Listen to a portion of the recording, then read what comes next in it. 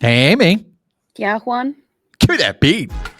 It's Baseball Shangri-La with Amie Cuevas and Juan Ramirez.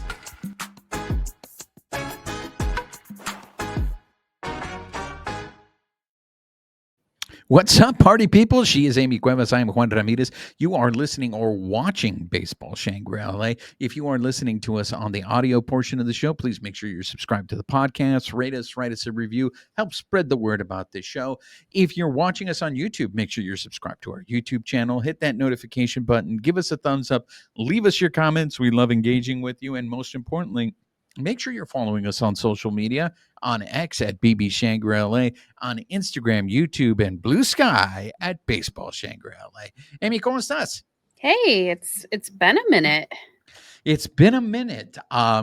So it is the Christmas season, Amie. So I think we should start the show with some lightheartedness because I know I can't shake the Prince of Darkness moniker on this show. So I'm going to bring some levity to the show, okay? I got my first Christmas card of the season this year, Amie. What? That's right. I don't know if you've already started getting your Christmas cards. I honestly, to tell you the truth, I mean, at the time we are recording this, it is December 11th. I think it's kind of late, don't you think, to be getting a Christmas card? I thought I'd be getting these like starting December 1st. Or what's the protocol on Christmas cards? Honestly, I like to send mine out like right after not Thanksgiving, after Halloween, like I'll do my order or whatever and I'll send them out in November. I'm just like whenever I feel like doing it. I'm not a holiday person, so that stuff doesn't matter to me. So I'm just like, whenever I get it done. This year I got mine done a little later than usual. So usually what happens is when we get the Christmas cards, my wife will put them on the door. So as we're leaving the house, we get to see the Christmas cards that we've gotten. And so we hadn't gotten any. And then today I go to the mail and I get one. And for those of you loyal listeners who might remember, I got a Christmas card last year from people who I consider close friends of the family, and they directed it to my wife and to John. Now, I don't know who the hell John is, but John doesn't live here. Apparently they meant me, but they didn't know that my name was Juan, and they referred to me to John. So to my surprise, Amie, as I go to get the mail today and I get my first Christmas card, and I see on the envelope that it is directed towards my wife, and then it has my name, but my name is crossed out, and Who it's would written do such a thing? Juan is crossed out, and then above it says John. And I was going to ask you, Amie, who would do such a thing? I have been sitting on that for a couple of days and it took everything in me not to text you. I have been laughing my face off. I don't know who would do something like that. I will. I hope this makes you happy, but I did get a very good laugh out of it when I saw it. I laughed at it immediately, and I thought to myself, "Wow!" And she hates bits. She hates doing bits, and look at her. She is doing a bit. She is Honestly, continuing this bit. it was for Wendy. Yeah. Well, she I hope hasn't gotten she home yet, so she Oh, has not seen it yet. So by the time I'm done recording, I will be able to see her reaction, and I'll be able to relay it to you what she thinks of the bit. So Miss Bit Killer, who is anti-bit, look at her starting her own bit. honestly, I had meant to actually just write John on the envelope and I got busy, distracted, doing my own thing. And then I was like, darn it. And I was like, no, I think it's actually better that I'm crossing his name out and rewriting it. It's even better. So Yeah, happy holidays. I have to say, I don't know what would have been better. I don't know if you would have directed it to John or the fact that you crossed it out. But anyways, Feliz Navidad, everybody. We are entering, and just like I know that we say this a lot during the Christmas season, and we really we should say it more, not just save it for the Christmas or the holiday season, but be good to one another, everybody.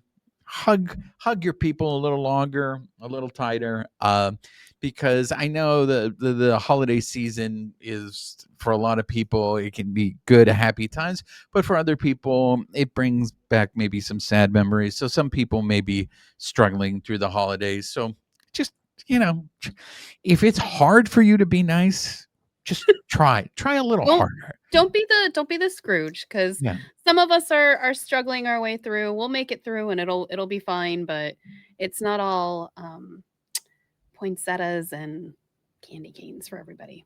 That's right. And since we haven't done a show in 2 weeks, we got a lot of stuff that we got to cover. We purposely held back the show because the winter meetings are going on. So we wanted the winter meetings to end so we could Good cover thing nothing happened during those, right? exactly. So, are we ready to let's get right into it? Let's start with the winter meetings, Amy. Let's do it. Okay, and a pleasant good evening to you wherever you may be. Amy, are there what do you want to start with? Do you want to start with transactions that happen in the winter meetings, or do you want to just get to the big breaking news out of the winter meetings? I mean, I'll leave it up to you on this one, because I've got notes all over the place. I'll catch up. Where do you want to start? Well, I do. I mean, it did start off kind of slow. There really wasn't anything going on, and then until probably what day two of the winter meeting, Well, things and picked up. I guess rewind a little bit. Prior to the winter meetings, we did get confirmation that Miguel Rojas was coming back on a 1 year, $5.5 million deal. So that it didn't There you really go. kick off the winter meetings, but it kind of preceded it. I was happy to hear about it. And then also just kind of we've already heard he's going to retire after this last year. He wanted to be a Dodger. He didn't want to have to go back on whatever his like potential backups would be. But in doing that, he's also going to join the front office and help with player development after that final year, which means we'll get to continue to see his face around Dodger Stadium, which I think is pretty cool. You know, that part did not surprise me. What did surprise me was how quickly the deal got done. I honestly thought that this would linger and it would be more closer to the start of spring training just because of how the Dodgers roster is. At the time, I believe before that signing, they had 37 people on the 40-man roster. And, they like to do fun with math. So I really thought, okay, they're going to do all these moves. They'll see who they sign as free agents, and then they'll start making some more moves, and then they'll start signing their people, which is, I think, what's going to happen with Geeke, honestly. Well, To and tell you the there are MLB trade rumors did put out that there has been mutual interest on both sides about having another contract. So, I mean, obviously, it's again speculation, which we both hate, hot stove chatter. Like, tell me when they're signed. But it is good to hear if that is the case, that there is mutual interest and it's not just one sided. Absolutely. So that's why I asked you if you wanted to start with Miguel. I lost the timing on it. I didn't know if it happened on the first day of the winter meetings or if it happened later on. This is how slow the winter meetings started. I think the biggest thing coming out of the winter meetings for the Dodgers in the beginning was Dave Roberts' comments on the salary cap. Amy, what were your thoughts? And for those of you who are not familiar with what Dave Roberts said, do you want to recap it first, Amy? Yeah, so he was on Good Sports with Keenan Thompson and Kevin Hart, and every time I hear Keenan's name, all I can think of is "Welcome to Good Burger, home of the Good Burger. Can I take your order?" So they were asking him about that, and the direct quote from Roberts, which you gotta love the man. He said, "I'm all right with that. I think the NBA's done a nice job of kind of revenue sharing with the players and the owners, but if you're going to kind of suppress spending at the top, I think that you got to raise the floor to make those bottom feeders spend money too."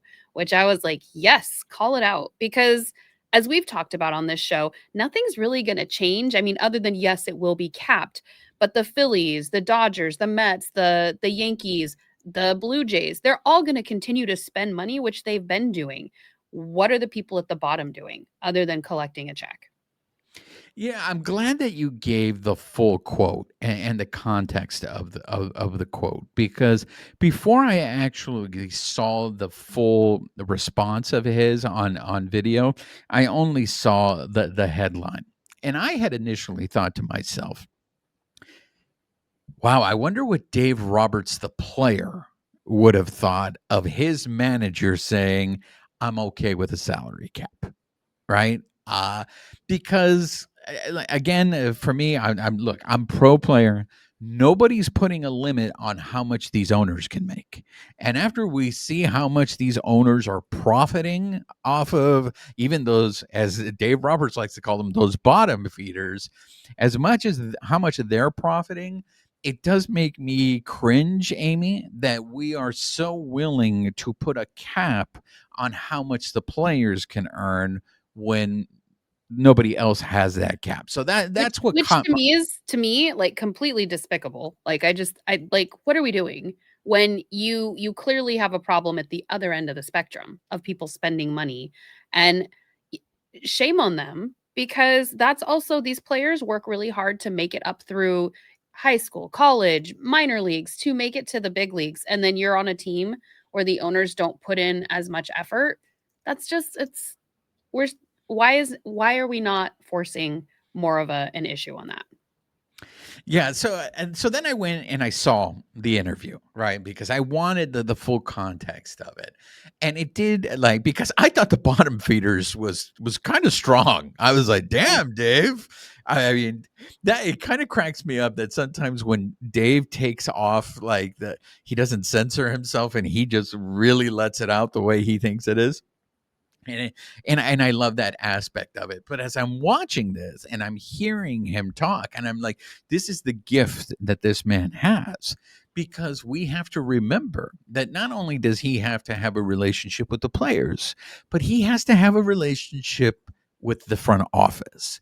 And Mhm. I think this is one of Dave Roberts's actual greatest gifts. Now, whether people think this is a plus or a minus, that's your opinion. But his greatest gift to me, or one of his greatest gifts, is that ability to straddle the fence, to straddle the line, to do the both sides. And I know that some people hate that. It's like, no, it's either one or the other. But that's what this guy, his job entails him. He has to deal with players and he also has to deal with the front office. It's just office politics. I mean, show me a workplace where you don't have to do that and okay, are they hiring? Cuz really.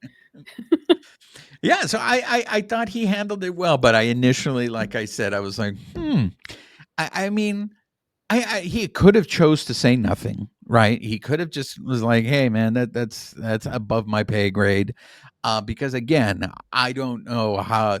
I'm curious to see what the players thought of him saying, "Hey, I'm okay with a salary cap," as opposed to him adamantly saying, "No, we shouldn't have a salary cap." Like if he comes out there and he says we shouldn't have a salary cap, but again redirects it to what about these other teams that aren't spending? You know, that I think would have been a really interesting way for him to deviate because once again, and Amie, and look, we've had this conversation on the show many times, but it is clear, especially going into this upcoming season, this is the last season under the current collective bargaining agreement, um, that they're really pushing for a salary cap. And they're clearly using the Dodgers as their motivation for why there should be a salary cap. So the idea of being okay with it and not pushing back is something that and maybe it's too early. There's still a lot of time left in the season, but I don't like the idea of being comfortable with the fact, okay, the salary cap is coming. The salary cap is coming.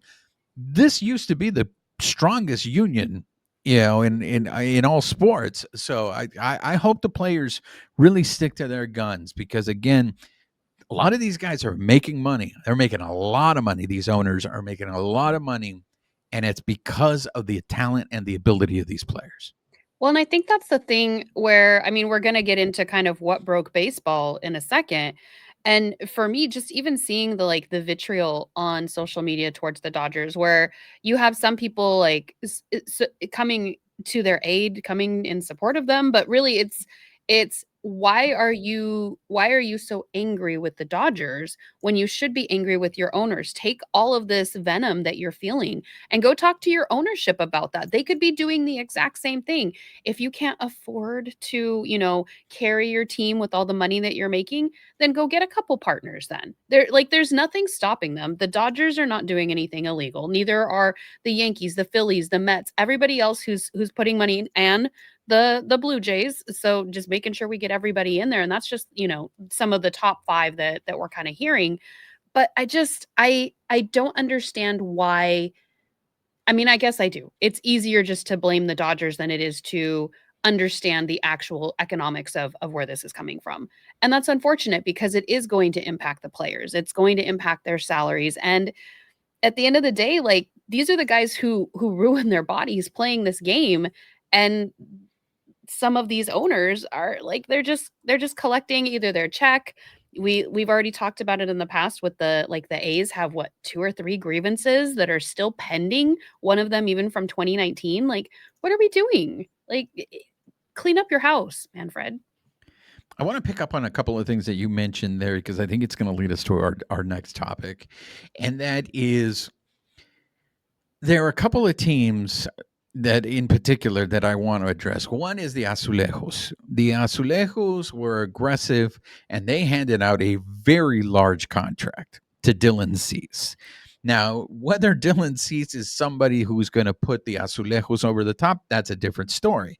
But what I love is that team came this close, literally this close to winning the World Series, and they didn't rest on their laurels. They didn't say, hey, we have enough. We just got to go back out there. No, they were like, we need to get better. We can do this. We can win. Now, yes, they had the 5th largest payroll last year. And so they were already a spender. But I love to see the fact that the Azulejos were out there. Money's not an issue. They want the team to get better. And because of that, their fans are going to be rewarded because of the product that's on the field. Now, you take that and you compare it to a team that has the richest owner in Major League Baseball, in the Metropolitans. And he is, in some cases, I don't want to say he's getting outbid because we're going to get into the signing of Edwin Diaz. But they lost 3 major stars of that team. Losing Pete Alonso, losing Brandon Nimmo, and losing Edwin Diaz. I'm really surprised at how conservative the richest owner in Major League Baseball is when it comes to these contracts. And you really put that as a counter. It's really hard to compare anyone to the Dodgers, so I'm not going to compare the Metropolitans to the Dodgers. But if you look at the Metropolitans and the Azulejos, I think, are rewarding their fan base, and their fan base is going to come out to support that team. The Metropolitans, what Cohen in the front office, and they're not done yet, so they may be able to redeem themselves. But from what I'm hearing right now from my friends who are Metropolitan fans, Amie, is they are miserable. They are already, the season's already a catastrophe before it already started. Because again, it's like they are seeing their team. It's like, where's the effort? Exactly what you're talking about. It's like, hey, man, I mean, you got Juan Soto the year before. You got a guy in his prime. What are we doing here? Well, and the Dodgers got, so kind of switching into the Edwin Diaz, because that's more of like the headliner of this. He signed or I mean, potentially, we haven't had it fully confirmed yet, but it's reported a 3-year, $69 million contract. 4.5 million a year is going to be deferred. He opted out of his 3-year, 54.25 million remaining contract with the Mets. So he came up on, God, I have the difference somewhere, 14.75 million to join the Dodgers. And the Mets reportedly offered him 66 million in 3 years, with some modest deferrals, some wiggle room to kind of counter. But from what I'm seeing across the socials, but the Dodgers are proven to be a winning team. They want to win and they will do whatever it takes. They're not just trying to get to the postseason, and not saying that the Mets are not trying to win when they get to the postseason. But if you've been let down enough, that does start to creep in. And if you're a player, the 3 million, I'm not saying that it's nominal because I don't have any millions. So I'm not trying to make that trivial. But if it's a difference of 3 million, for me, even if the Dodgers had, offered 66 and the Mets had offered 69, I'm going to go with the Dodgers. I know that they're going to put everything behind their team. I've been listening to people who cover the Mets on a daily basis, and I trust their opinion because, again, baseball is very regionalized. So I'm going to the people who watch every game of the Mets and listening to what they have to say about this deal. From what I had heard, in some cases, was the Mets even matched, and it might be with the deferrals, even And that was matched. the wiggle room that they were willing to go that high. Right. But in the end, he ended up choosing the Dodgers. Now, there's a lot of speculation as to why he ended up choosing the Dodgers. You went ahead and just mentioned one of them. It's like, why wouldn't you want to join the team that has won back-to-back World Series championships, that have clearly sent a message to their players that we're going to do whatever is possible to make sure you guys can win another championship? And they're So cohesive, and I think that gets lost in all of this too. You cannot put a dollar amount on a front office that supports their players, but the players who also support each other. It's that clubhouse, just the stickiness of it. Like we've seen other teams spend, and it does not turn out the same way. it's interesting that you used the word cohesive, because again, once again, these people who cover the Mets have said that clubhouse, in terms of personalities, that they didn't really gel, and we don't hear those same stories with the Dodgers clubhouse. But the one thing that they will say is that the nicest guy on that Metropolitan team was Edwin Diaz. So much so that Edwin Diaz's nickname in the Metropolitan clubhouse is Sugar.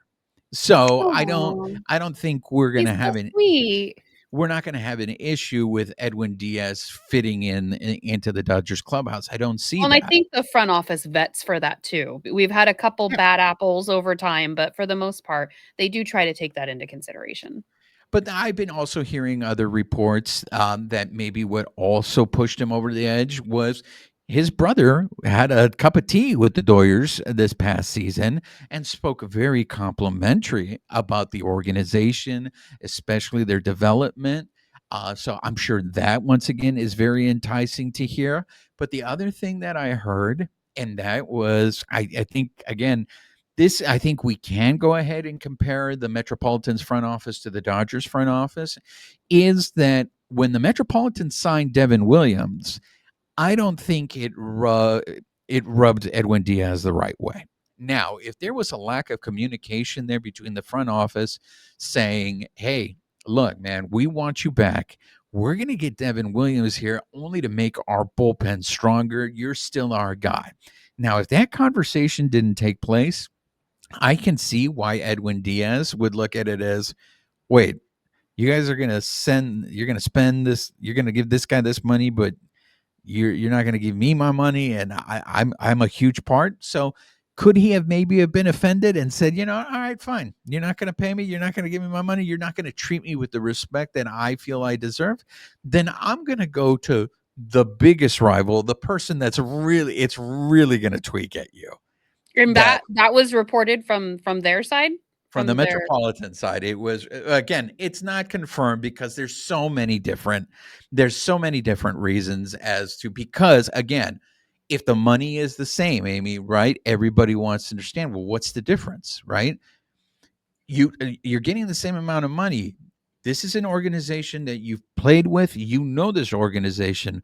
Why are you willing to leave this organization for the same amount of money and go to an organization that you don't know anything about, right? So, of course, yes, you're right. It could be speculation, right? In terms of, but what is pushing you to leave? Clearly, maybe you're not happy. You feel disrespect. If you're in a job, right? What happens if you end up leaving a job? It's because, hey, man, I do a lot of work for this company and you guys won't give me a raise. You won't, like, you don't treat me then I'm going to go with somewhere.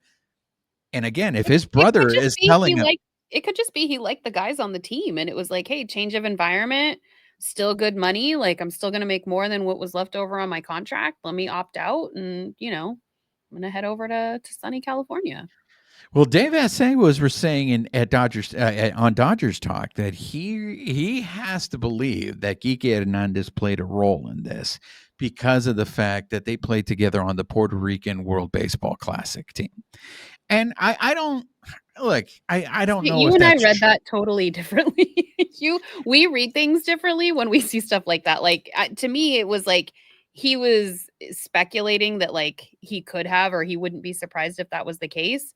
I mean, he may or may not have, but Yeah, I don't think that that's totally outlandish. I think that's totally believable. Like, if you're going to leave a team and you're going to go to, I'm sure you are going to contact the people that you know and ask them, hey, what do you know about these guys? Just the same way as he reached out to his brother and been like, hey, like these guys are coming after me. They want me to sign with them.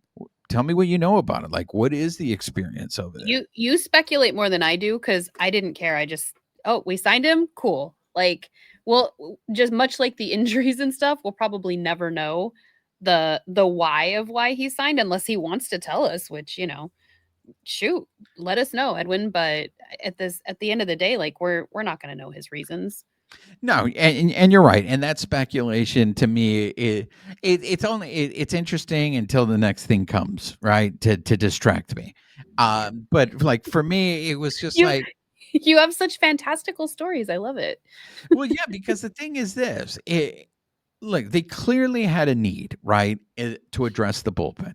You saw what happened in the World Series. They were using their starters as relievers because they didn't want to go to their bullpen guys. 100%. So clearly that was a need, right? And you could argue that Edwin Diaz was the best reliever available in the market. Now, initially going into this, Amie, I thought they would be a little gun shy based on what happened with Tanner Scott last year of giving such a large contract to a reliever that they're going to get burned.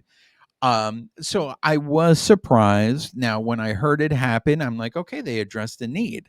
Now I took a page out of your book because you've Oh, done this. You've done this in the past with other players. Look, I think on paper, being that he's probably been one of the best relievers in the last few years, most consistent, I think on paper, this is a great signing, right? Especially when you see compared to what other relievers are signing for. But Amie, if you look at the numbers, have you seen his numbers? I quickly checked them out, but I had seen all the people talking about his numbers, so Did you notice the pattern? I did not. Honestly, it's been a crazy week. Fill us in on the pattern that you noticed. Okay, and then this is where I take the page out of your book because you did this with Brazier. You know our good old friend Ryan Brazier. Mhm.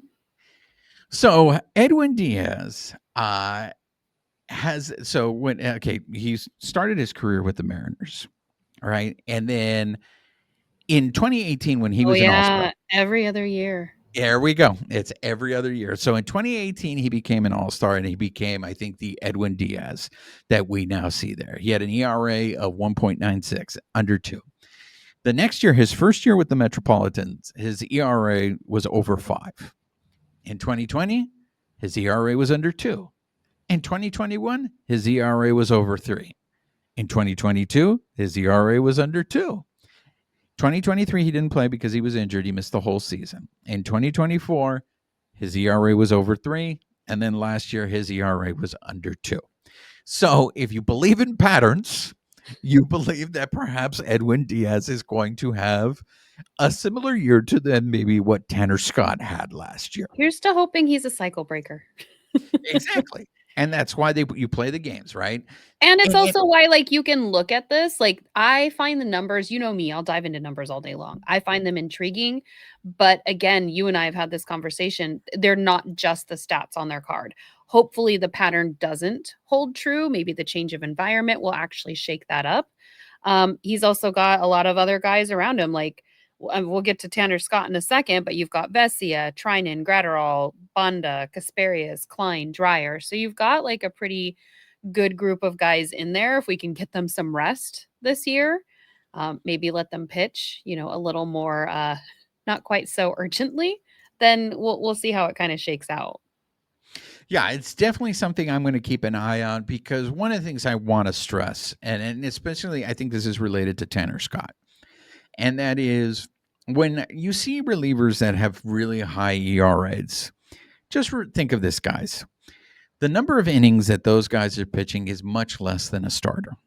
So if they have one bad inning, it's really going to impact their ERA. And what you had with Tanner Scott is what was the final number? Did he end up, was it 10 blown saves last year? Oh man, I don't know. So let's say it is 10, and he had 10 bad innings the whole season. But those innings were really bad, and that's what drove up his ERA to be over 5. In September, we were already at the 10th blown save, so it Yeah. could have been more. So that was So- like September 23rd. So there's just not a lot of leeway. So even though that you could sit there and go, oh man, he had a bad season, it could have been just a matter of he had a few bad innings, and now it has You don't know if dictated he's his whole season. Well, and you don't know if he's coming in high leverage situations. He's inherited runners. Like we don't. That's why, like, I don't want to say I don't care about this. I want to see him pitch. That's what it comes down to. Because speculating about it, again, like we could, as my friend says, you could knit a whole sweater, and create your whole story about it. But it like at the end of the day, like he's gonna do what he's gonna do. Like I'm more focused on getting excited about, like, everybody's talking about his trumpet music. Like, what is that going to sound like in Dodger Stadium? And like, with the sound system there, it's going to sound amazing. So again, I went out to my friend Sean, who is a huge Metropolitans fan. Okay. And because he watches the games every day. So it's like, you tell me, what do you know? Tell me what it is with Edwin Diaz. And he wasn't that upset about Edwin Diaz leaving the Mets. And that immediately like got my antenna up, right? I'd be like, you're not upset that you're losing your closer. And then when he started describing what it was like to see Edwin Diaz pitch, you know what it sounded like to me, Amie? It sounded like he was describing Kenley Jansen to me. And Kenley Jansen is the all-time saves leader for the Doyers. Kenley Jansen has an outside chance, and we're going to talk about the Hall of Fame. He has an outside chance of becoming a Hall of Famer, right? But yet, I feel like whenever you bring up Kenley Jansen, there's like this negative like vibe about post heart issue, because everything before that, Kenley Jansen was lights out. So I was just like, oh, so what you're saying is I need to be prepared for Edwin Diaz coming in the ninth, getting a bunch of runners on base, and then getting out of it. But it's not going to be stress-free innings is what you're telling me. And he's just like, yeah. So again, like you said, we're going to watch the games. Like I said, on paper, I feel like they did what they had to do. They addressed the need, and they addressed it with the best person available. But when you go and look at his numbers, it's hard for me to ignore that pattern. So I really do want to see if he breaks the pattern this year. I'm hoping he will. And we're kind of hearing the same thing coming out of the winter meetings about Tanner Scott. Dave Roberts talked about him. Andrew Friedman got asked about him. They're saying that he, in addition to the injuries we knew about, he also had some other injuries. Some were talked about, some weren't. They're saying that he kept some of the stuff about his body under wraps. And so the change to the environment of coming to LA was also a factor. So they're all saying that they're going to bet on him, which, of course they are. He's one of their guys. But, all we can hope for is that he has a better year than last year. And he didn't want to pitch that way. We didn't want to see him pitch that way. So hopefully it's only upward from here. Yeah, seeing how volatile relievers are, I don't know why. I can't explain it to you, Amie. I feel like he's going to have a bounce back season for them.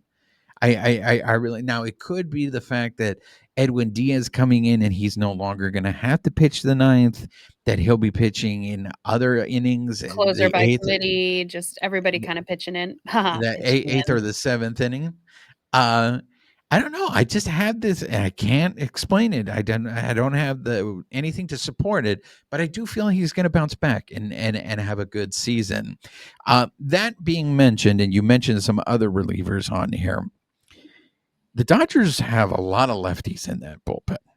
And we're getting into the offseason here where I'm starting to think, unless these guys are going to get included in a trade, there's no way they're going to carry 4 lefties in the bullpen during the regular season. I mean, you mentioned Jack Dreyer, you mentioned Vesia, you mentioned Tanner Scott, Daddy Bonda. Anthony Bonda. I feel like Bluesky pitched really well. So I think it would really suck if some of those younger guys who have options are going to start the season in the minor leagues just because it's a numbers game. But 4 lefties is a lot. And that bullpen to me is starting to get a little crowded. You mentioned another guy, Brusdar Graterol. He's not left-handed. He's right-handed. But I'm concerned about his shoulder injury. I'm concerned According because to Brandon Gomes, he's good to go for spring training. that's going to be really interesting. I am fascinated to see what they do with the bullpen because all of a sudden the bullpen is getting really, really crowded. So well, and you don't want to see anything happen, but there are, I mean, even in a lot of those pitching reports and whatnot that have been going around from the MLB studies and whatnot, they're seeing that a lot of these guys, it's not necessarily even that they're getting injured during the season. They're getting injured or getting leading up to an injury because of all the stuff they're doing in the off season. So by the time they get to spring training, they're seeing an influx of injuries in that February, March like time slot. So it's, we could be overloaded right now. I hope we stay overloaded. That's a good problem to have. But the truth of what they're seeing is that a lot of these guys, not all of them are able to stay up because they're getting injury ridden. sticking to the Dodgers, were there any other moves or anything else that they did or didn't do in the winter meetings that kind of surprised you? No, I mean, they were all kind of talking about the same thing, like, way less heavy lifting to do. We've got a really versatile roster, three-peat. We've got a good core group of guys, like all the stuff that you would assume that they're gonna say. I did see that they brought on former Twins manager Rocco Baldelli, so he'll be part of the front office as a special assistant. So he'll be joining the Dodgers front office.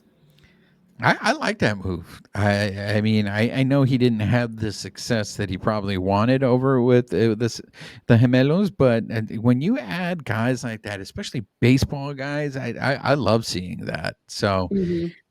again, I think that's something that is not talked about enough in terms of that front office. I think the focus is always on the money, and you just assume because the Dodgers have the money, that's the reason why they're good. And it's really not the case. It's just they have a tremendous scouting department over there because Amie, like they've won the World Series the last 2 years. The Dodgers are consistently picking at the bottom of the draft order. Okay. So it's not like they're getting blue chips every time, right? They They are even doing, lost a couple draft picks with the Edwin Diaz move. yeah. So, And I mean, that's something again that surprised me because we know how much they covet draft picks. they And not forfeited their second and fifth highest draft picks. So not only are they losing picks, but they're also losing international pool money to Yes, sign international players. a So million in the international pool. Yep. like the Dodgers front office for them to go ahead and sign Edwin Diaz, knowing that they're going to lose all that stuff, they felt like it was worth it for them. So, I think but and that's where you just started to say it, but that's where people don't give them credit when you just want to point the finger and say Dodgers are ruining baseball and you have nothing to actually back up this thesis, if you will. And it's like, well, how are they ruining it? By bringing more people to the stadium, by bringing a collective of, baseball minds to the front office that can help this team win, including the pitching and the coaching and all of the hitting, like any of the trainers that they have, just the way that they go about it. It is not just that, oh, we're just going to write a check and it guarantees a win. You heard Andrew Friedman talking about how it wasn't like it got a little dicey there. They thought that their offense would have picked up a little bit more and they didn't. And again, that goes back to what's on the back of the baseball card versus what you actually see translate to the field. And you can't guarantee that stuff. They wanted to see that outcome. We did eventually get it. But even the players have admitted, like, we weren't playing our best, not for lack of trying, but like, imagine if we had been. And it just like that goes to it's not just writing a check. yeah, I mean, again, adding somebody like Rocco, I think it explains the reason why this front office is as good as it is. I think they have a very diverse mindset, and then they maybe think outside of the box, and that's the reason why they are successful. You want to limit some of those worst contracts in baseball type situations. Exactly. I want to segue into the some Hall of Fame voting that took place in the winter meetings. Oh, Do so you you have so you want to make me angry right now? Okay, let's go. Okay. Let's Do talk about it. you is there any other I mean, do you care about the Pete Alonso signing? I mean, good for him. I'm bummed for Mets fans because you know that he's one of those players that's been there like for his career and it just like again, that makes me really sad. I mean, good for he went to the Orioles, I think it was. Yeah. I mean, good for him, but it just like just a bummer because he kind of like, if I remember correctly, he kind of got strung along even last season trying to just get that one contract in under the wire. So Yeah, you're right. It's tough, especially when Met fans started receiving the email about spring training sales to games, and you're like, really? You think right now was the best time to send that email out, oh knowing no. that again they lost three very very important pieces to that team in Alonso, Nimmo, and Edwin Diaz. And I honestly, to tell you the truth, Amy, I also think, what does Juan Soto think right now? Yeah. Like it was his choice. You took the money, man. You went to go sign with the Mets. And that's why, again, maybe it's a little homework. If you believe that it's true that that the unicorn was willing to stay with the Angels, if they would have matched the Dodgers offer, and I'm just like, that sounds insane to me, man. Like, look at the track record of what that organization is. Why would you want to stay with an organization like that? If you're Juan Soto, I get it. It's a lot of money and it's really hard to turn that down. And maybe because you've already won a World Series, you're just like, hey, give me my money. But I'm really curious as to what he thinks right now, seeing Diaz gone, Alonso gone, and Nimmo gone. Well, and not just Juan Soto, but the fans too. Like we were just talking about that, but like I don't know about you. When I have my like favorite player on the team, it changes the dynamic of how I watch the game. I love baseball. I will continue to watch it. But those years for me, because Kike is one of my favorites, those years that he was not on the team, it felt different to me. It wasn't bad. They were still a good team. I had other players that I followed and I loved. But when he came back, like he brought back an extra oomph of magic for me because he's my guy. He is my Dodger that like I tie everything to. If you're a Mets fan and Pete Alonso is that guy for you or Brandon Nimmo and now they're gone, like it sucks. Like you're probably still going to enjoy baseball. You're still going to watch your team, but like your guy's gone. Like that it just I don't know. It just sucks because fans deserve some of that player loyalty too. Like, hey, don't get rid of our players. Like we deserve that as well, especially if you have a team that's willing to spend. And I've seen a lot of stuff kind of on your second point about Shohei, and it kind of goes with what we were talking about earlier is, for all the stuff that's being said about Shohei and the Angels and going to the Dodgers and the Dodgers ruining baseball, Shohei was there for 6 years, never saw a postseason, goes to the Dodgers. He not only goes to the postseason for his first time, but wins his first World Series, comes back again, wins a second World Series. And then you've got Mike Trout, that's the face of baseball, or at least he was till Shohei kind of superseded that. And I think the stat that I saw was he had only played in 3 postseason games in his career. Like that's a travesty. That's awful. Like what are we doing? Again, going back to like bottom feeders and bringing like a salary floor, like baseball itself deserves better. No, look, spot on. I have nothing else to No notes, no notes. no notes. Thank you very much. No notes. Okay, so there was some Hall of Fame voting that took place at the winter meetings, and Jeff Kent is now a Hall of Famer. Congratulations. That was not towards Jeff Kent. Congratulations, sir.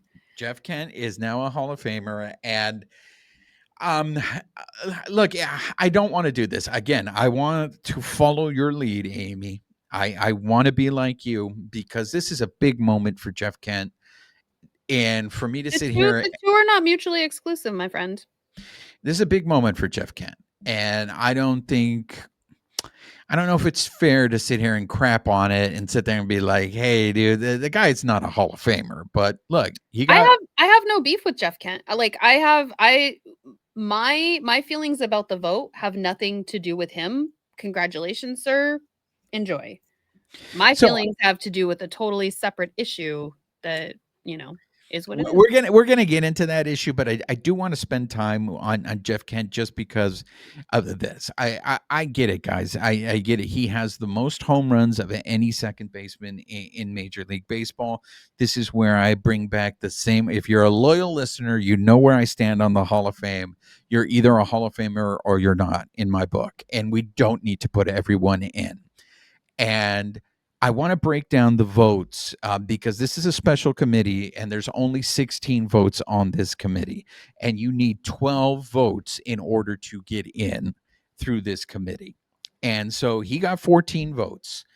And so again, I don't, this is a big honor for him. He is a former Dodger. He played 4 years for the Dodgers. So Amie, my question to you is this. Do you think of Jeff Kent as a Dodger when you think of him? It's no shade to him. I wasn't following baseball as much back when he was playing. Like we've talked about my fandom and how, I didn't have as much access to it back then. So, I mean, I haven't dove into his numbers. I'll defer to other people, but I mean, they voted him in. So whatever we feel, he's a Hall of Famer now. Yeah, it's interesting to me because when you mention the name Jeff Kent, I immediately see him in a Giants uniform.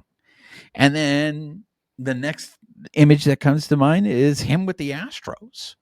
And actually, him with the Dodgers is probably the last thing I think of, even though his first year as a Dodger, he was an all-star. And he put up good numbers with the Dodgers. I mean, this shouts out to my friend, my compadre, who if you hit over 280, you're good. But he was very productive with the Dodgers, but for some reason, I just don't equate him with the Dodgers. And I'm curious, for those of you listening, those of you watching, do you think of Jeff Kent as a Dodger? Because again, my image is him as a Giant. I mean, all right. I guess the comments will tell. All right, so let's move on to the stuff that pissed you off. I want to break down this vote, okay? Because let me precede it with something that we got. So you sent me an article. One of our listeners, Roland, sent me a quote again from the LA Times from Bill Shaken, and it said, "If you're evaluating Valenzuela on the numbers alone, you're missing half the story and the legacy of the player that transformed a city and a sport." And he sent me that with a little message that said just ahead of the vote. And I had responded back like, they better vote right. And then, after the vote, I got they did not vote right. And there were so many things, like Bill Shaken had written that article and he was talking about what we talk about all the time, right? It's not just the numbers that get you in, or it shouldn't be, because that's like one of the things that the Hall of Fame is about is baseball itself, the community, what cultural things have happened. And I think I don't want to say no one illustrates that better than Fernando, but like he is one of those people that illustrates the change that can happen in a community, in a culture, in baseball itself, just based on him playing.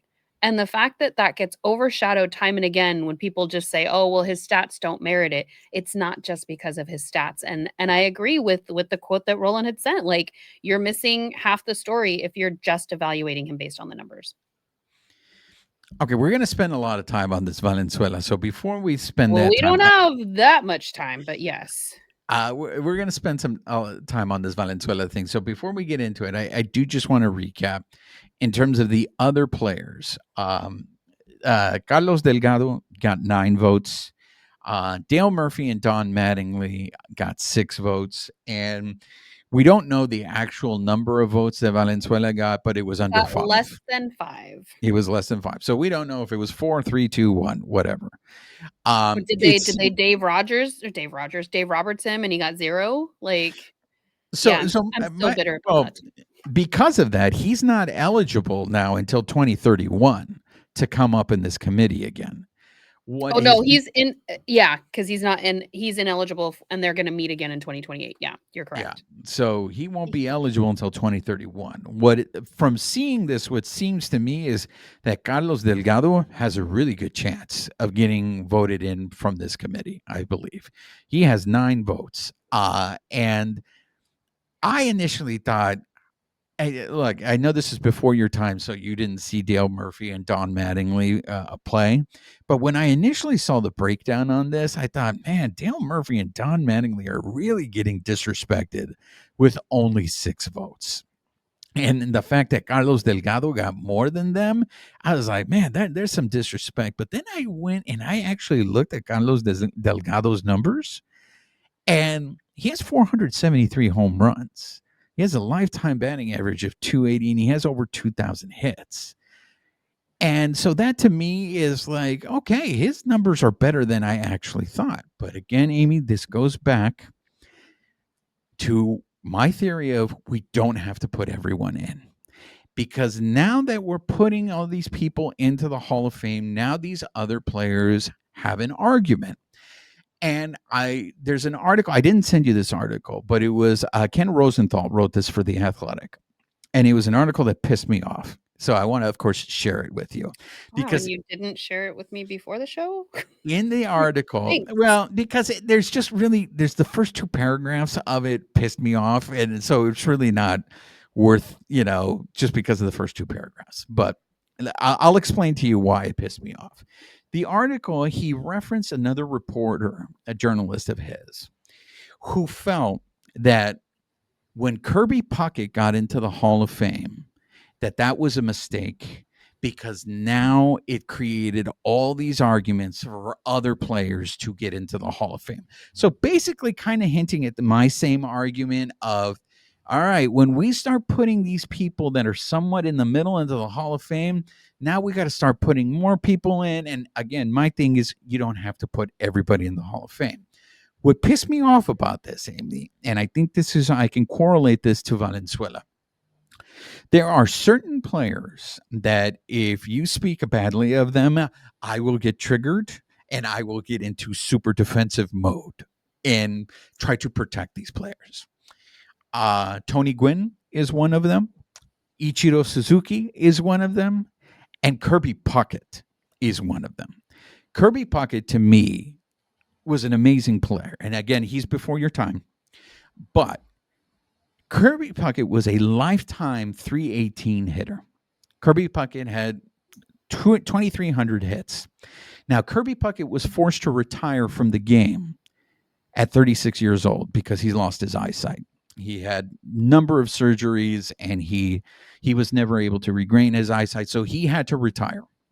But he got into the Hall of Fame.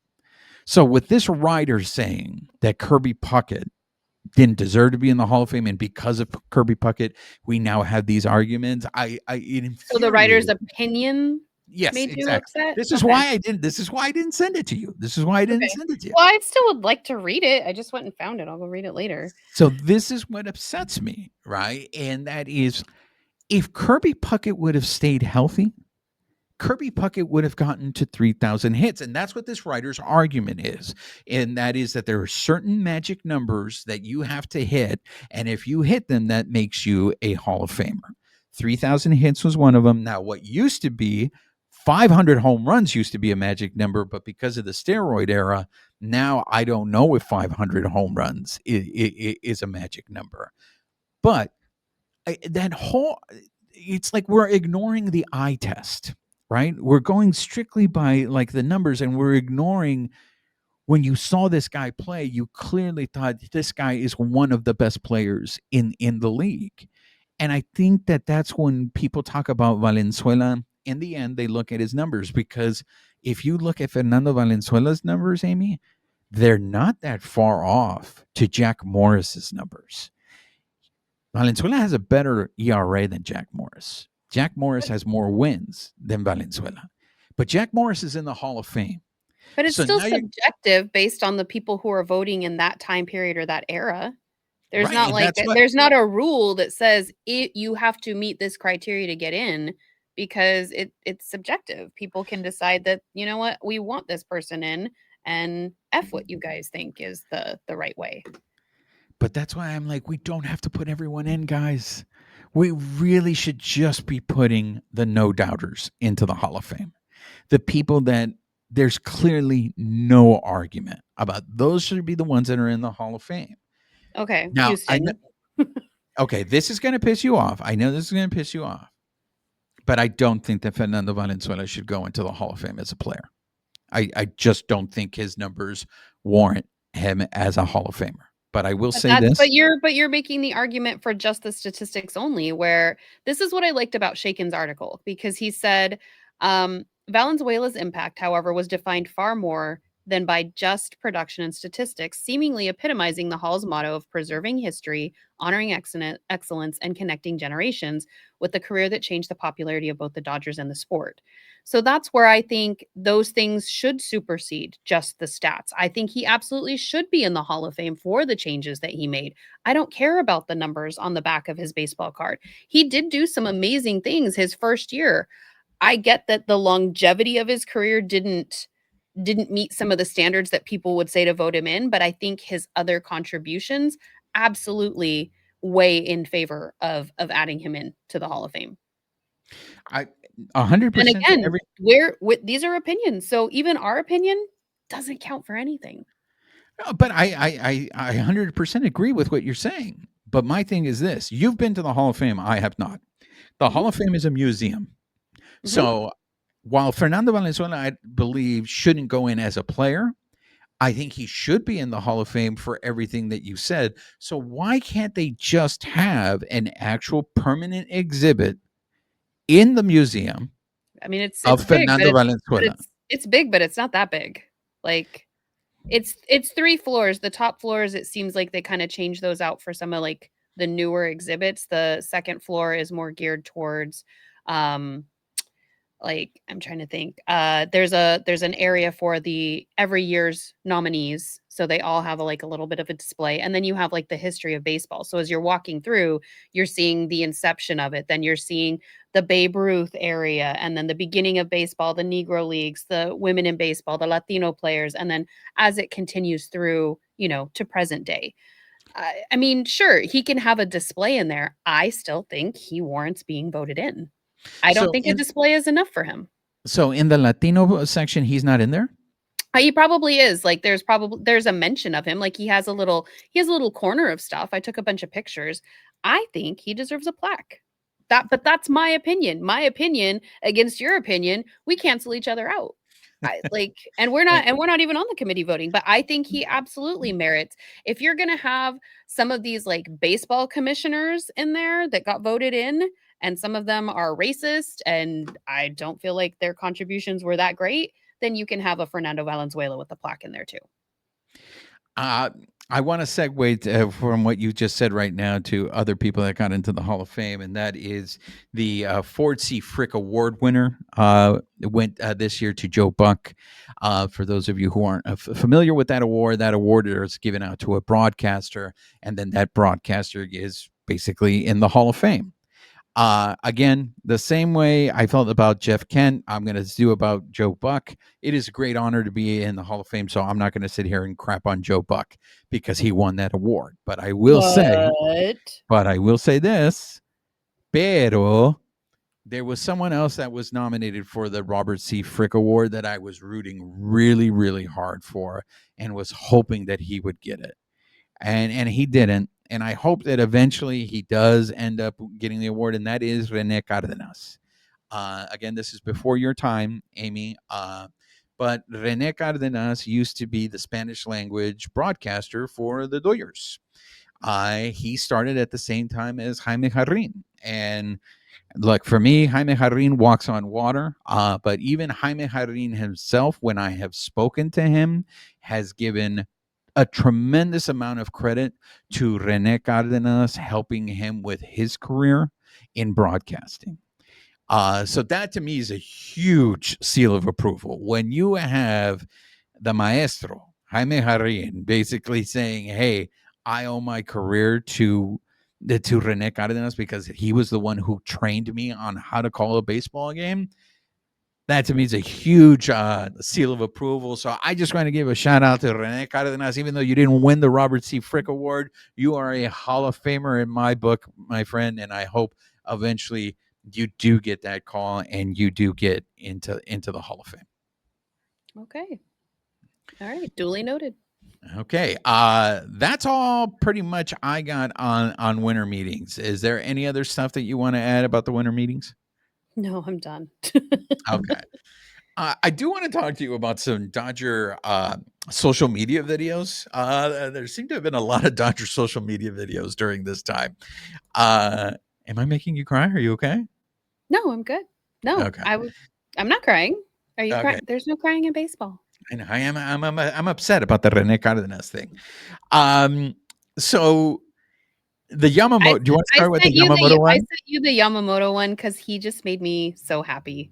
Chad Moriyama on Twitter had posted a tweet that said, what was Yamamoto more nervous having to give basically his rally speech in English versus pitching in the World Series? And then he came back with a confirmed and a video, which is what I sent you. And you could see Yamamoto working on his pronunciation. There are varying shots of him sitting back in his chair with his head back, and you could tell he's frustrated, just come on, I got to get these words right. And then he's repeating it over and over again. And it was just so heartwarming to see how hard he was trying. And I get it. We've talked about it. I hate public speaking. The fact that he's trying to learn this in another language to say in front of a crowd of, we saw how many people were there. Good on him. But the fact that that made him more nervous than pitching in the World Series, I get it. Made total sense to me. I know that you're all about privacy, and I know that there's certain there's certain videos that you feel should not be shared on social media. But I will say I'm glad this one was shared because it makes Yamamoto so endearing. I mean, I think you It's could. also about consent too. If he's consenting to have this one shared, then yes, by all means. I mean, there's gonna be. I know there already are, but there'll probably be more murals of Yamamoto because of his past postseason. He's become basically. He will be well remembered in Los Angeles after that World Series. But seeing that video and seeing, yes, we all want to hear more from him and stuff like that. And it's like, look, man, this is another language. Like, this guy is speak, and not only just another language. I want to remind everybody the first words out of his mouth when he addressed the crowd were in Spanish, were in Espanol. So it's not just one language. I love the fact that he acknowledged the Latinos on Mhm. there. And so Yamamoto is, hey man, thumbs up from me, buddy. That Yeah. was great. I hope he doesn't use his opt-outs later in his career. I hope we get to keep him for the duration of his contract. So the second video was one that actually my wife sent me first, and that's this video of the Dodger wives. Do you want to set this up? Go for it. So apparently, all the Dodger wives started videos filming their significant others, and basically implying that they're not athletic. Is that the correct way of I think it's describing one it? of I don't know if it was a TikTok trend or whatever, but it was there were variations of the question of do you wish you were more athletic? If you were more athletic, blah blah blah, or if you were more athletic, what would you? And I just love the initial scene where you see Freddie and his son turn around right at the same time and kind of look at her as she's asking the question, and then Freddie's like, "Huh?" He's like, "Well, I wish I ran faster." But just the variations of each one of them getting asked. I thought it was great to see how offended they all were. That look of, to me, the way I read it, you tell me, I saw the look on their face was like, how can you ask me that? What do you mean? I am Snell athletic. Why Snell would I need pretty to be? much was the epitome of it. Snell cracked me up because he's like, I can dunk. I've dunked a basketball. Like, All over the court. I run a 440 whatever. I don't know all the sports stuff. I only pay attention to baseball. So but after kind of going back and forth with his significant other, and it was just like, "No, I don't." the thing that I learned the most probably from those videos is that I think all Blake Snell does is play video games. I don't think I've ever seen a video of him in a social setting where he's not playing a video game. I mean, good I for feel like him. he's always playing video games. This next video is my favorite video. It is by far, and I'm saying this because I am not a Ryan Reynolds fan. I don't think he's funny. But this one, I will say it's funny, and I'll set it up for you guys. It's Freddie Freeman visiting a children's hospital. Now, what's The so great? hospital for sick children in Toronto. Oh, see, you gave it away because what I was going Oh. to say is when you first walk in, you don't know that it's in Toronto, and that's why I feel like this gag is so great. Oh, see, and for me, anything that Ryan Reynolds is involved in, he's Canadian. Like, I knew immediately that it was gonna be, "Oh, well, that's where you and I are different. My So bad." I thought the reveal was great because you saw Really? all the kids wearing Blue Jays hats. Oh, So, or it might have been. I think I initially saw it. Did Reynolds preface the video before they cut yeah. to Freddie Freeman walking? Okay, so I missed that part. I came to Gosh the darn video it, just Juan, this right is why when we Freddie. can't have nice things. So I watched that video just as Freddie was walking in there, He right? even talked about the hospital. Gosh darn And it. then I saw the It was like 2 minutes. So he started it off saying like, "Hey, we've been doing these videos for I think it's like 3 years for the hospital for sick children in Toronto. You know, we have a wait list now of people who want to be on our video." And he's like, "Today we have the pride of Ontario and of Los Angeles." And then Freddie Freeman walks in. Yeah, see, I liked it better the way that I saw it.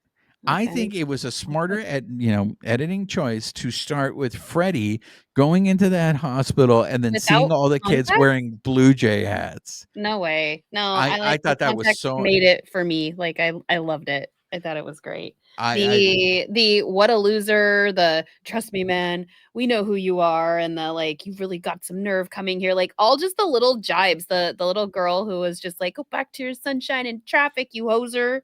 Just yeah, I thought that was all great, and that's why I thought it played better when you didn't have the intro from Ryan Reynolds, and then you just end with Ryan Reynolds saying, "Hey, we booked this in when it was at the beginning of the season or something like that." yeah, but they're asking for donations for the hospital for sick children in Toronto. I think it bet for me, it begs the intro. So I still it's not meant yes, it's funny, but the purpose of it to be fun is to be funny to generate donations. So it's not just for your humor. There's I a purpose. I think if you put that at the end, where you still would have got you probably would have gotten more. You would have probably gotten more donations because people would have been like, "That's funny. Oh, now I feel bad for these Toronto kids." Or these Toronto kids are great that they were able to throw things right back at Freddie Freeman. I'm You gonna you donate say money. this without actually seeing the beginning and knowing if it plays well or not. You're just taking my description. You haven't actually seen it. I'll go back, but I feel like it's better starting with Freddie. I Okay. don't know if I'm going to be Well, convinced otherwise. I well, really no, you've don't. already made up your mind now. So I will go ahead and check it out. okay. Any other social media videos you want to discuss? No, no, I love our guys. I think it is another just tip of the hat to the cohesiveness that these guys have, just the great personalities and how I mean, we haven't heard anything, hope we don't, but how seemingly kind they are. So, So I want to move. There was this. There's the story is now kind of old. It feels because we haven't been around here for 2 weeks. But there is this speculation out there. Nothing has been confirmed that Anthony Rendon is basically going to get released by the Angels potentially retire. and retire. And for me, the reason why I want to address this story is I know that Anthony Rendon gets a really bad rap. And a lot of people will always go back to that comment that he made when he was a free agent and the Dodgers were pursuing him and he said he's not about that Hollywood lifestyle. And ever since then, I just feel that Anthony Rendon could do no right. Like everything just went horribly wrong from him. The guy was plagued by injuries. Uh, I feel like it's I feel like he was really honest where he has shared times that he's lost the love for the game. And Amie, I can't say that I blame him. If you're constantly getting that kind of treatment, I know you can sit there and say, "Hey dude, block it out. Just be tough," or "Hey man, you see all those millions you're making? Those are all reasons for you to ignore it." And Amie, I know that the injuries are probably the number one thing that wore him down, but I also feel mentally he was worn down by just all this hate that he received? Okay. I don't know the man, so maybe he is a lovely individual, but that is you get to say that coming from a place of privilege, not you personally. I mean, any player who is making millions, who has made it to the show, say that in front of a minor leaguer who his only dream is to make it to the show, who has put his life on hold. We hear stories all the time. I was driving Uber, I was working in a grocery store, I was trying to like coach in the off season, anything just to make ends meet, to make it to the show. It is a point of privilege to be able to be tired of the game. And I'm not saying that you don't get to be tired of it. He absolutely can. But to put that out there in the way that he did, and maybe he didn't realize tone, attitude, how that came across, that is a point of privilege. And so I understand where some people were coming from, where they did not like the message or how it was delivered, because what he's saying isn't, it's not erroneous. Put your family first. You can have your other priorities, but if you are getting paid to do something, you should be doing it even if you're injured. Like I think it was Kevin Pillar that was on a couple different shows kind of talking about this, and he said to not have to deal with him being in spring training, maybe influencing some of the younger players to not go hard in drills, not take ground balls, or learn from him in maybe a negative way. Moving on from him is something that's long overdue. That negativity, that spreads. That's a cancer in clubhouses, especially when you have newer kids coming up. I'm not faulting him for feeling the way that he feels. He gets to feel that, but it's how you come across and it's what you do with your actions afterwards. And I think if that's the reason that they want to try, again, speculation, they want to buy out the final year of his contract, I would understand that, because again, not everybody gets to make it to the show, and that's the dream of how many people. I find the aspect of this story fascinating only because whether it's true everything they're saying about him being a cancer or being negative, once a narrative has been established for you, it's really hard to get past it. And some people can overcome it, but sometimes you can't, and you're stuck with that. It just thinking of him, I immediately thought of the trade rumors that are going around about two Dodger players, and one of them is the Oscar Hernandez, and we don't know whether these are true or not, that the Well, Royals are interested in him, or any of they this speculation. they might be, but the front office has said that they have no plans to trade him. So, Right, and there's been many times where a front office will say this, and then they end up doing something different, right? which is, I hate living in should land and hot stove land, because it's why.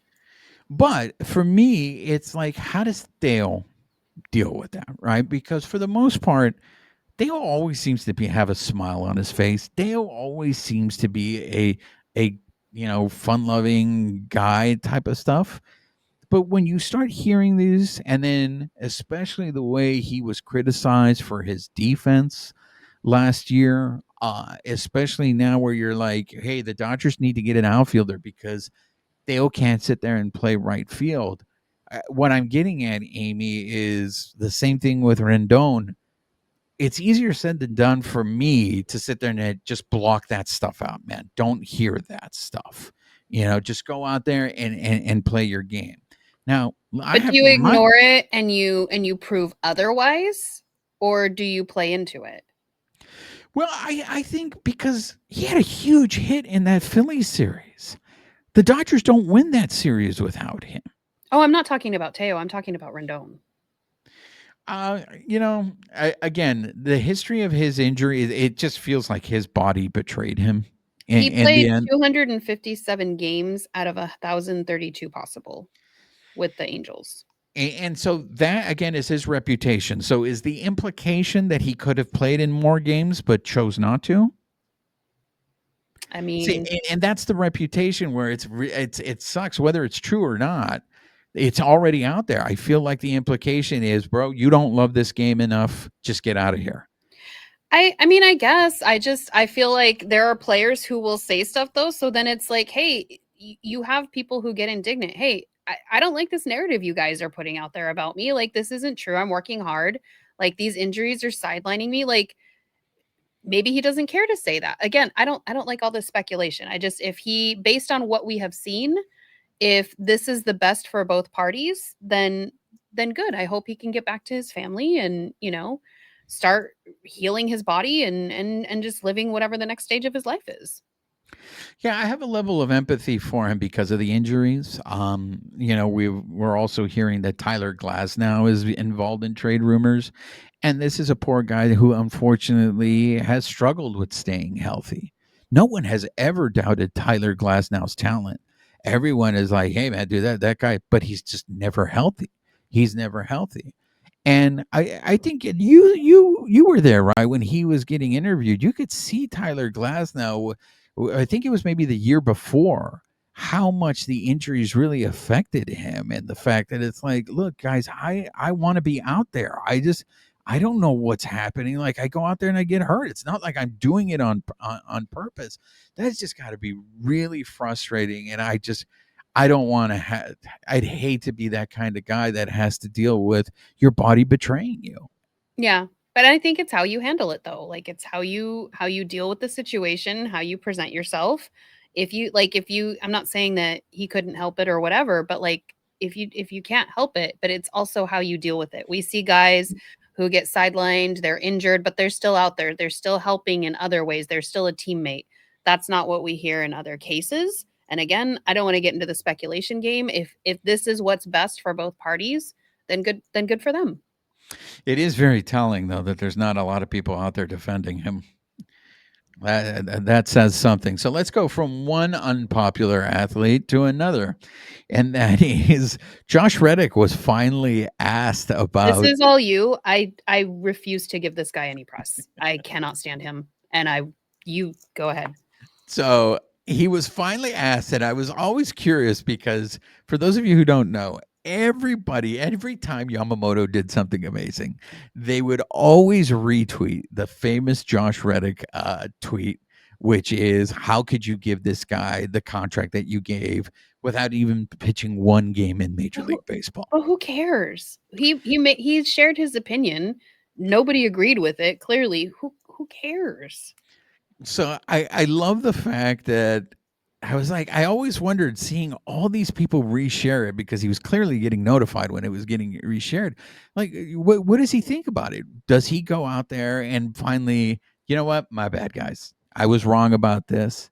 And so he finally got asked, and he did not, I mean, to his credit, he acknowledged Yamamoto's greatness, but he did not back down and say he was wrong. He still believes in the general principle of, hey, that's a lot of money to give to somebody who hasn't proven it yet at a major league level. And that's what a lot of these contracts are, right? A lot of these, like if Edwin Diaz getting the amount of money that he's getting money for what he did in the past. And they're hoping that you will replicate this in the future. So, yes, I get Just it. the entire model for baseball contracts. Exactly. So I get it. That's a lot of money for Yamamoto, and he never pitched in Major League Baseball. But you would think, hey, man, this is the opportunity. Just go out there. It's very simple. This is how they ask you the question. Go, you know what? I was wrong. That guy is worth all that money. Good Why for do the you Dodgers. expect why do you Congratulations. expect more from this guy when he's already shown you who he is? Yeah, I thought it was an interesting correlation between Anthony Rendon and Josh Reddick. So Like when people show you who they are, believe them. that's true. That is absolutely true. Okay, I want to go to the gondola. Is there anything else baseball wise that you want to cover before we go to the gondola? I think we just shout out Shohei Ohtani. He made the the AP's Associated Press's Male Athlete of the Year. This is a record tying fourth time in a row. So again, got to get that second house for all the awards. He may end up breaking the record in the next few Yeah. years. So If he keeps it that's up. that's kind of nuts. Nuts. One of the other things I do want to add real quick, Freddie Freeman is not going to be playing for Team Canada in the World Baseball Classic. And the They reason, said that he would like to participate, but it's not set yet. So what I read is that he's having a procedure done and that he's not going to be available According to to play. Canadian coach Ernie Witt, he said that, but Andrew Friedman said he doesn't believe that Freddie Freeman has any sort of procedure scheduled. So Ooh, that makes it very intriguing. Now I want to know if he does end up God, you are playing. such a chismoso. Why is that a chismoso? I mean, just the oh, now I really want to know. Like, okay. You He'll don't think that's newsworthy that the coach of the Canadian team is saying that he's having a procedure done and the Dodgers are saying we don't know about this procedure? You don't think that's newsworthy? to me, I don't care. I'm like, he'll either play or he won't. We'll find out when if he makes the roster. Well, To I mean, me, that's not newsworthy. I'm just like, I do think that's newsworthy because if he's not playing for Team Canada, then that means he's going to miss spring training games for the Dodgers. not And according to Andrew Friedman. It's if, just like again, like this if is he like thought the other stuff we just don't have any control over. He'll either be there, he'll be in Phoenix in February, or he won't. Amie, if he thought the children of Toronto were upset with him at the children's hospital, wait until they see if he doesn't play for Team Canada, but he's fine in spring training with the Dodgers. They'll be upset with him. I don't think so. I think it's, I think they will. I disagree. I mean, we're seeing some players that are getting to participate. Roki Sasaki is not. Yoshinobu Yamamoto will. Shohei Ohtani is going to participate. We don't know if it's just as a batter or as a pitcher. Like there's all kinds of stuff going on, and people either participate or not depending on what they think it's going to do with their MLB career too. So. Did you hear Dave essay on about Yamamoto and the World Baseball Classic? I don't think so.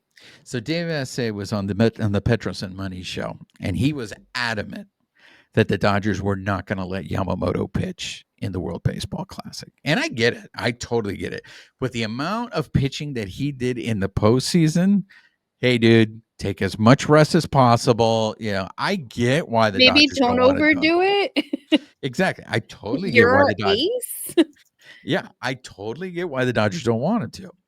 But what the hosts of that show were arguing with Dave Essay is, Dave, you know how important baseball is in Japan, and in particular, the World Baseball Classic is, especially to these players, the Unicorn and Yamamoto.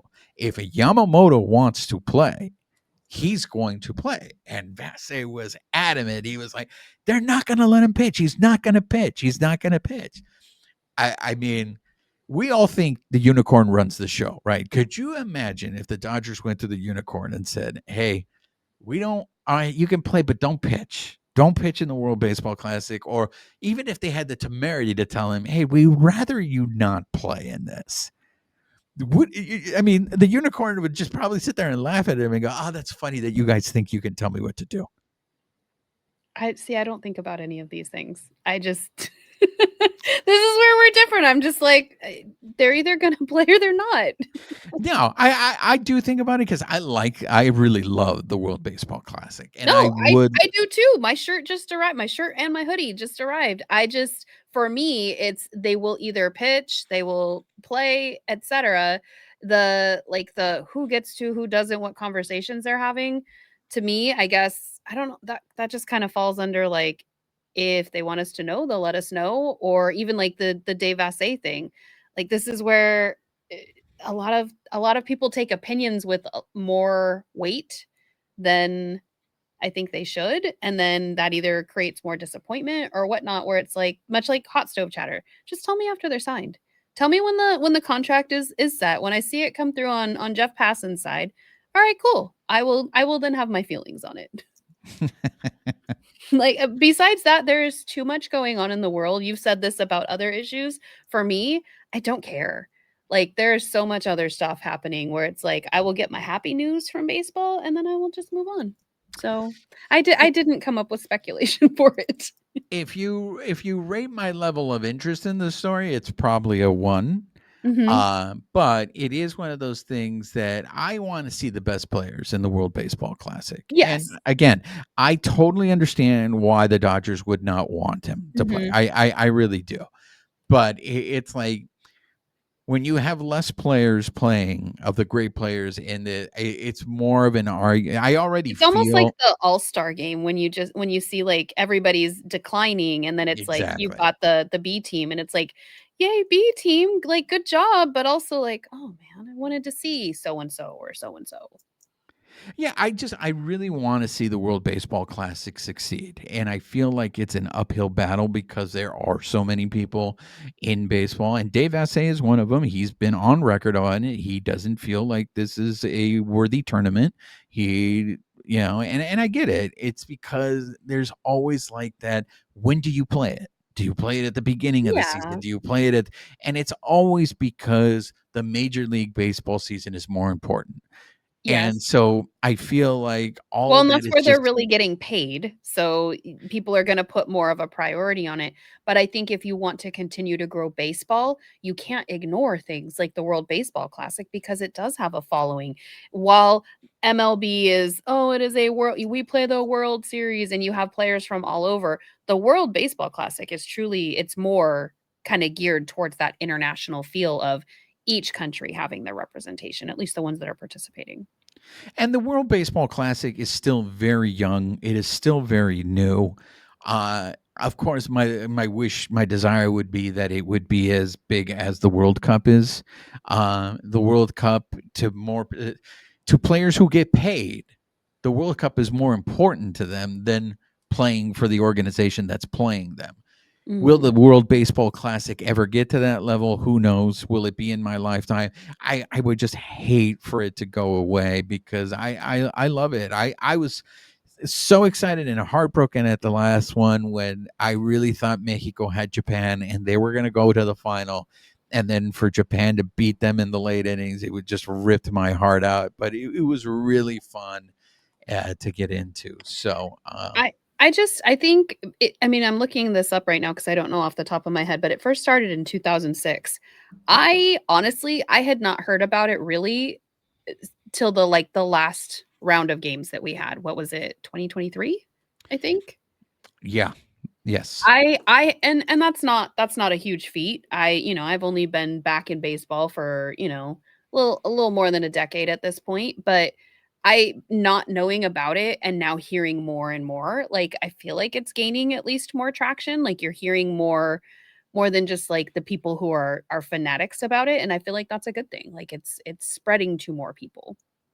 Yes, and that's the uphill battle that I was referring to. I feel like they're making strides. So when you have opponents of it looking for reasons to kill it, that's what concerns me.